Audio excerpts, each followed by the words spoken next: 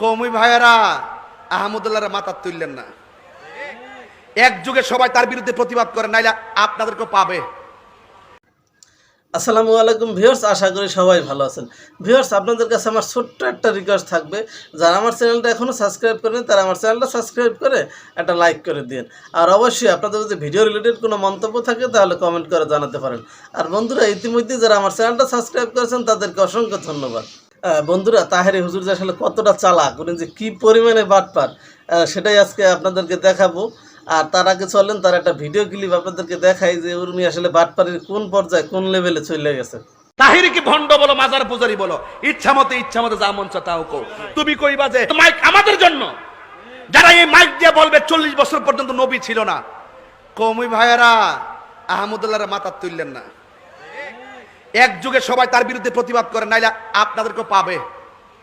জানি না সত্য গোপন করে না, আল্লাহর কাছে বিচার দন লাগবো, নবীর কাছে বিচার দিতে হইব।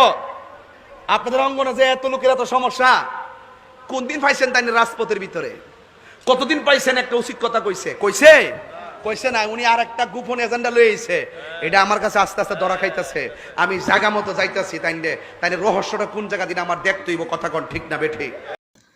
বন্ধুরা, তাহেরি হুজুর যখন তার সিন্নিখোর, জেলাফিখোর, মাজার পূজারি, পীর পূজারি, তাদের আলেমুলামা সেনা সৈন্য নিয়ে যখন শায়েখ আহমদুল্লাহর অপদস্থ করতে ব্যর্থ হয়েছে, ঠিক তখন তিনি আসলে ভিন্ন ধরনের এক কৌশল অবলম্বন করতেছে।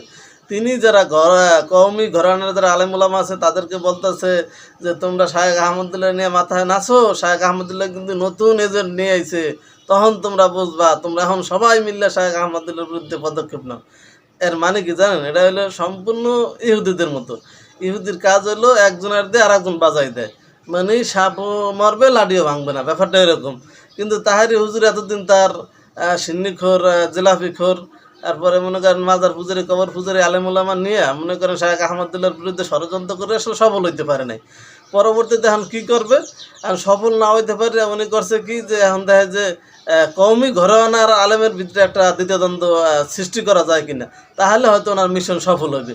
কিন্তু কওমি ঘরানার আলেমুলামা তো ওনার মধ্যে এত পাগল না, ওনারা খুব ভালো করে সবাই চেনে যে উনি আসলে কোন লেভেলের সিটার আর কোন লেভেলের বাটপার। উনি এখন নতুন করে শায়েখ আহমদুল্লাহর বিরুদ্ধে আসলে তেমন কোনো অ্যাকশন নিতে পারে নাই। এখন দেখে যে কওমি ঘরানার আলেম দিয়ে আসলে শায়েখ আহমদুল্লাহর বিরুদ্ধে একটা কিছু করা যায় কিনা। আর আপনারা চিন্তা করেন যে তাহেরি হুজুরের মাথা আসলে কত বুদ্ধি, উনি আসলে কোন লেভেলের বাটপার, কোন লেভেলে চলে গেছে। তাই উনি চিন্তা করছেন যে কওমি ঘরানার আলেমদেরকে দিয়া দেখে একটা শায়েখ আহমদুল্লাহর বিরুদ্ধে একটা পূর্বাকাণ্ডা ছড়ানো যায় কিনা, শায়েখ আহমদুল্লাহ আসলে হেনস্থা করা যায় কিনা। তাই উনি এখন কওমি ঘরানার আলেমদেরকে আসলে উনি সুরসুরি দিতেছেন, তিনি উস্কানি মারতেছেন যে দেখেন কিন্তু আসলে নতুন এজেন্ট নিয়ে আসছে, এর ব্যাপারে আসলে আপনারা এখনও সতর্ক হন। উনি হেফাজত ইসলামের যারা আলেমুলামা আছে তাদেরকে আসলে উদ্দেশ্য করে বলতেছে যে আপনাকে কোনো প্রোগ্রামে এত সমস্যা, এতই তার ভিতরে কোনো দিন তাকে রাজপথে পাইছেন, মানে এরকম আসলে প্রোপাগান্ডা ছড়াইতেছে উনি, যাতে করে কওমি ঘরানার আলেম দিয়ে আসলে তার হেনস্থা করা যায়। কিন্তু কওমি ঘরানার আলেমরা তো আসলে এত পাগল না যে বাটপার তাহেরি হুজুরের কথা আসলে শায়েখ আহমদুল্লাহর বিরুদ্ধে পদক্ষেপ নেবে। আর শায়েখ আহমদুল্লাহর বিরুদ্ধে কী পদক্ষেপ নেবে? শায়েখ আহমদুল্লাহ যদি কোনো ভুল করতো তাহলে তার বিরুদ্ধে পদক্ষেপ নিত। শায়েখ আহমদুল্লাহ তো কোনো ভুল কথা বলে নাই, ভুল বুঝছে তাহেরি হুজুর, ভুল করতেছে তাহেরি হুজুর, অতএব এ জায়গায় তাহেরি হুজুরের সংশোধন হওয়া উচিত। তাই বন্ধুরা, আজকের ভিডিও এ পর্যন্তই। দেখা হবে নতুন এক কোনো ভিডিও নিয়ে।